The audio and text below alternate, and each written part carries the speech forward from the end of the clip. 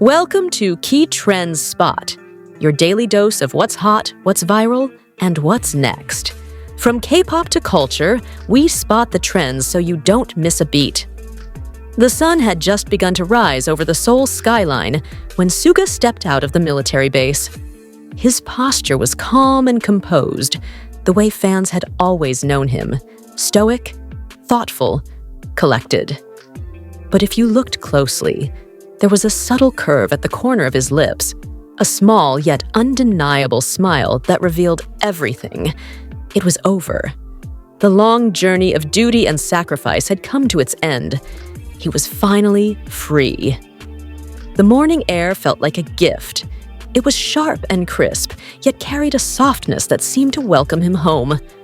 There was something different about the way the wind brushed against his skin, more gentle, more alive. It wasn't just the season or the weather. It was the feeling of liberation, as if the entire city had been holding its breath and was now slowly exhaling with him, easing his burden, whispering, "Welcome back." Just beyond the gates, parked neatly by the curb, was a familiar black van. And inside, two faces lit up brighter than the morning sun itself, Taehyung and Jungkook. The two younger members had insisted stubbornly that no staff be involved.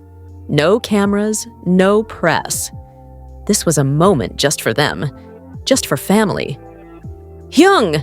Jungkook's voice rang out as he practically launched himself from the van. In a blur of motion, he ran to Suga and pulled him into a tight hug, lifting him slightly off the ground like an excited puppy. There was joy in his voice, relief in his eyes. "You're finally free!" Taehyung followed close behind, slower, more grounded, but no less emotional. His eyes sparkled with something deeper, respect, affection, and perhaps even a quiet sense of pride. He didn't need a speech, just a simple, "Welcome home," as he gently gripped Suga's shoulder.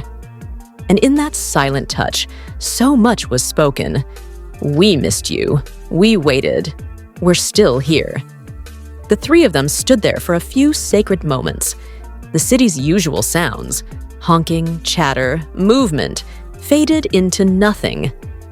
Time paused, and in its place stood three hearts, bound not by duty or career, but by something much more enduring: brotherhood. Once they were settled in the van, Suga leaned back against the seat, eyes half closed, a faint but peaceful smile resting on his lips. He listened with amusement as Taehyung and Jungkook argued playfully about the day's itinerary. "We planned everything," Taehyung said with exaggerated drama. "You don't get a say, Hyung. Today, you just follow us." Their first destination was a cozy cafe tucked away in the hills outside of Seoul. It was quiet and hidden, just the way Suga liked it. Taehyung had discovered it during one of his late-night solo drives and had instantly thought, "This is where we'll take Yoongi when he comes back." The cafe overlooked a serene lake, and the air smelled of cinnamon and blooming flowers.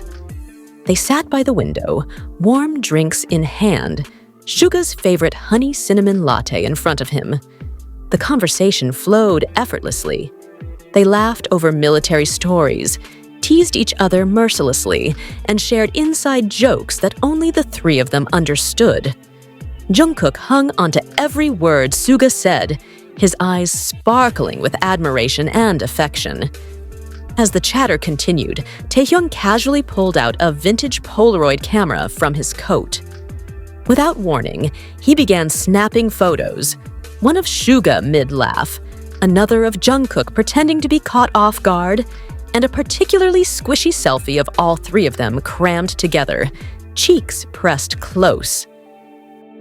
After finishing their drinks, they took a leisurely walk around the lake.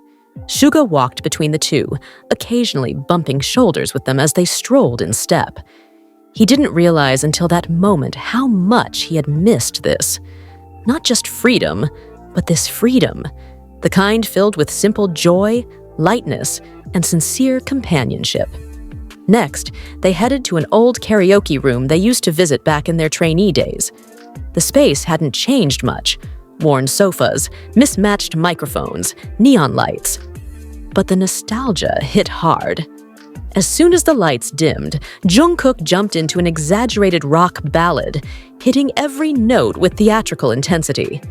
Taehyung followed with a trot song, dancing with ridiculous flair. Laughter filled the room.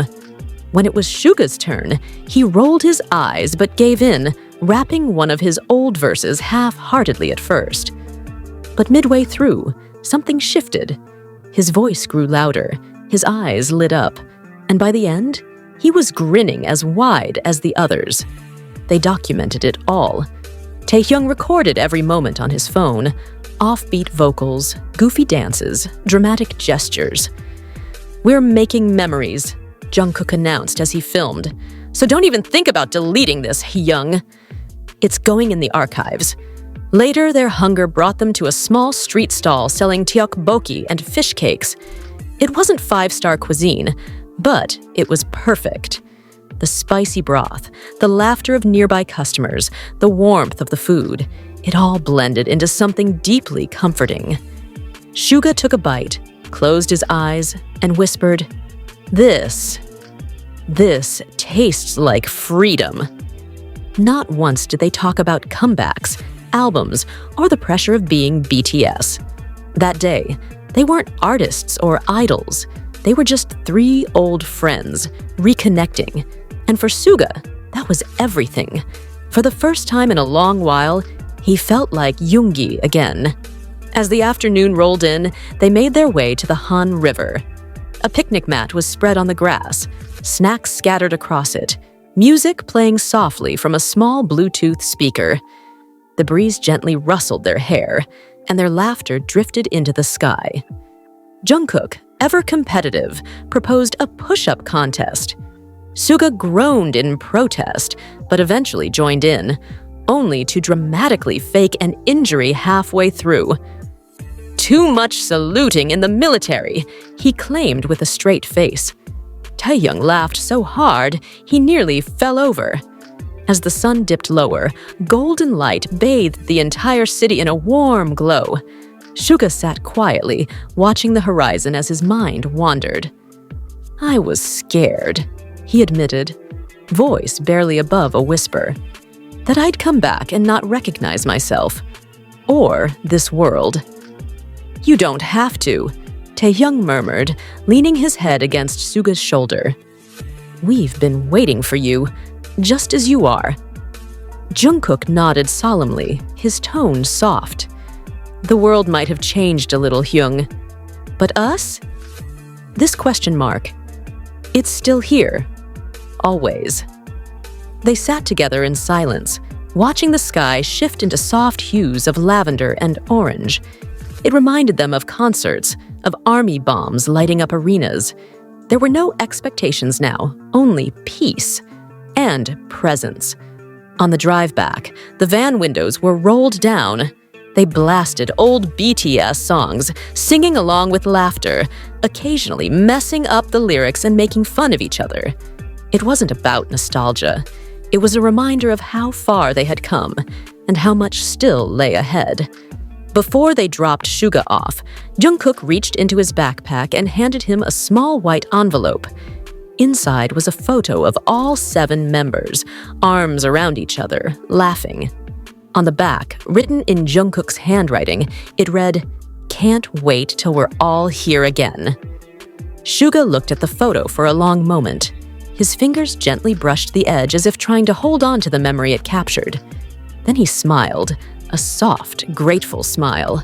"Thank you," he said quietly, "for today, for not letting me feel alone."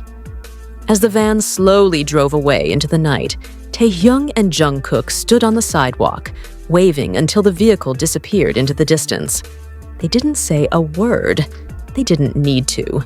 They knew this day was more than just a reunion. It was the start of a new chapter, one built not on fame or obligation, but on love, loyalty, and time-tested friendship.